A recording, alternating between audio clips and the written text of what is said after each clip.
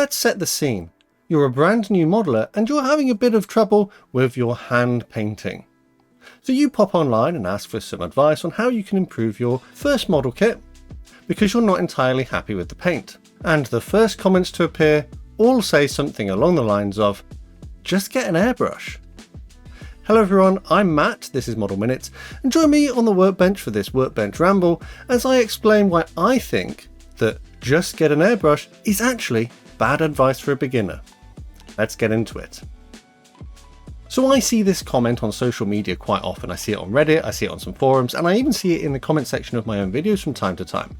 You have a beginner who's struggling with their painting, perhaps the paint's not going down quite as smoothly as they would like, or they're having some kind of problem, they don't understand the thinning ratios.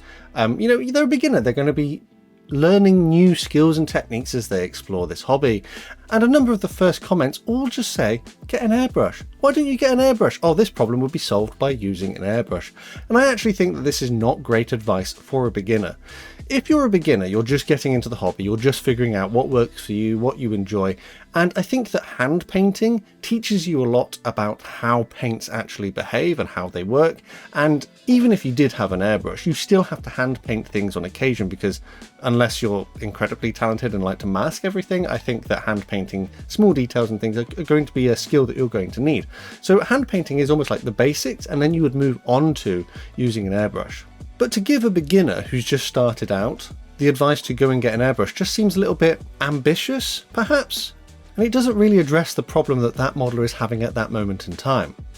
Personally, if it was me, I would suggest looking into their thinning ratios or perhaps using a primer to help them with the specific problem they have, but to expect them to just get an airbrush seems a bit unrealistic.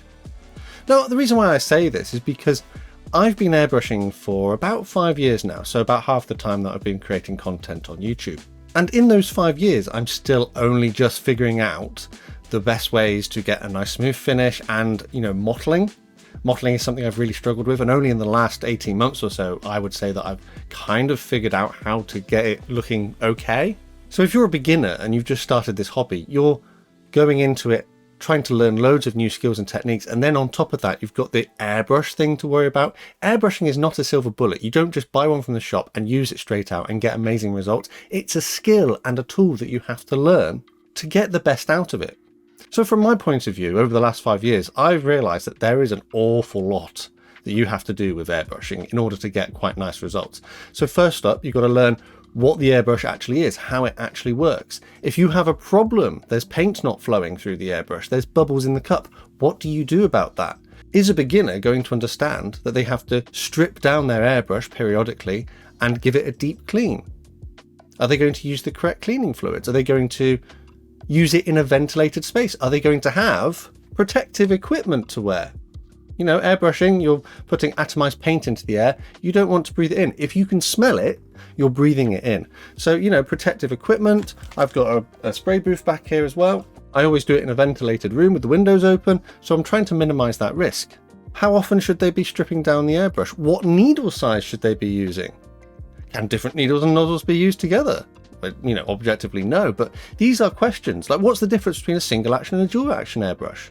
What's the difference between a siphon and a gravity fed? There are so many things here to unpack that just get an airbrush doesn't address. And then what do you do with the paints? Do you use enamels? Do you use acrylics? Do you use lacquers? Which ones need thinning? Which one don't need thinning? Like, these are both brown paints from Vallejo. Which one needs thinning? Which one doesn't? I mean, you're going to find out pretty quick that the one in the black lidded bottle here doesn't need thinning technically, but actually I find that it does. There's so many nuances and intricacies, even with paints from a specific manufacturer. Paints from different manufacturers all behave differently as well. Different thinners work with different paints. If you put one thinner in with one specific brand of paint, you might end up with just a blob of paint in the like a congealed mess inside of your airbrush that you then have to clean out. It's just an absolute minefield which takes time to build up. And if you're a beginner and you haven't learnt the basics of hand painting, then airbrushing is going to be just another kind of chaotic adventure for you. Let's not forget as well, if you're a beginner and you just go and get an airbrush, which airbrush do you get? They're not necessarily cheap. Granted, you can get airbrush sets for like £30, but then what about the compressor? What about the cleaning tools? What about the cleaning fluids? I've explored battery pack compressors, which work generally okay, but I prefer something with a storage tank because it gives you a smoother flow to the air. Do you invest a lot of money on good quality airbrushing equipment, or do you buy cheaply? If you buy cheaply, is it going to fail? I mean, how many of us have experienced it where a nozzle, you've over tightened it because you've had to use that little spanner to attach it, and you've over tightened it and it snapped off. I see this online as well. People going, I don't know what to do with my airbrush, I don't know what's happened here, and they've sheared off the nozzle. Airbrushing is not a silver bullet that will fix all of the problems with your paintwork. If anything, it's a brand new skill or tool to you. It's going to be a whole other learning curve. Hand painting is this learning curve like this, and then you've got to put on top of that airbrushing, which is another learning curve. And I just think to say to someone who's a beginner, just get an airbrush, is just not doing them any favors, because it's not addressing the problem they have immediately at that moment that they wanted help with, and it's now going to open a can of worms where they might just get an airbrush and then really struggle to get any good results with it. If you airbrush from too far away, the paint dries before it hits the model and you get like a sandpaper texture. If you spray too close, you get spider webbing and it runs everywhere. It is just an absolute learning curve. And I think that once you've done a few models and you have some experience with paints and how they behave, maybe then you could move on to airbrushing. And actually, what I would probably suggest is that the intermediate step would be rattle cans. So I use rattle cans quite frequently. I like to use them as a primer. They give consistent and even results every single time. Yes, they might not be as efficient as an airbrush because you use probably a lot more paint than you probably would with an airbrush. They can be something that you have to use outside because they have chemicals and gases inside of them which you don't want to breathe in. But these things, they're not massively expensive. They're fairly accessible. You can get them in most places. And if you're not experienced with airbrushing, this is a good intermediate step because it teaches you how far away you need to apply the rattle can spray, and it teaches you that sort of atomization process. If it's too far away, then it dries before it hits the model, and if it's too close, it floods it, and it can react with the paint, and it can react with the plastic and cause orange peel. So yeah, I definitely think that a rattle can is a good intermediate step. And sometimes it could be as simple as, oh, I need to put a primer down, I've only got a brush primer. Well, maybe a rattle can primer would be the next step. I use rattle can primers all the time because they just work consistently and they give reasonably good finishes straight out of the bottle. So yeah, I think if I had to give a bit of advice, and if a beginner had come to me and said I'm having trouble with my painting, I would probably try and address the initial problem. What is it with your painting that you're struggling with? Do you need to thin it more, or have you thinned it too much? Maybe that paint has dried out, maybe you haven't mixed it enough. If they asked about airbrushing, then yes, I would suggest, these are the things you can do, but I would go in with the warning that this isn't a silver bullet. It is a new skill and a new tool to you. It's going to take a lot of learning to get good results. So like I said, I've been doing airbrushing for about 5 years now, and I still screw up on occasion. Actually, I probably screw up more often than I don't screw up. But airbrushes are fantastic. You get nice smooth paint finish. You can use it for modeling, you can use it for staining.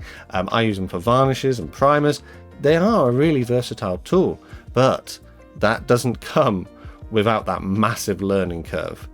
And also a massive expense sometimes. If you want good quality airbrushes and compressors and paints, they're not necessarily cheap. So yeah, I just wanted to have a conversation just on something I'd seen floating around online. I don't think the advice of just get an airbrush is the silver bullet that people make it out to be. And actually, I think you could set beginners up to fail by giving them that advice because they haven't learnt the basics, they haven't learnt how paints behave, and now you're throwing a brand new tool and technique at them, which could cause more headaches than it solves. But let me know down in the comments, what do you think of this advice? Do you think just get an airbrush is solid advice, or do you have experience yourself where this has not been particularly helpful? Feel free to share your stories down in the comments.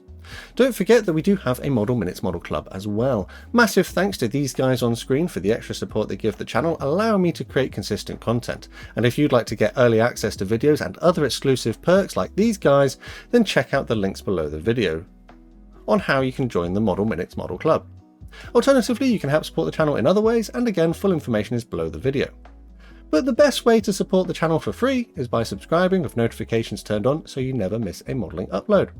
Finally though, last thing to say is a massive thank you to you for watching this one, and I'll see you on the workbench again next time.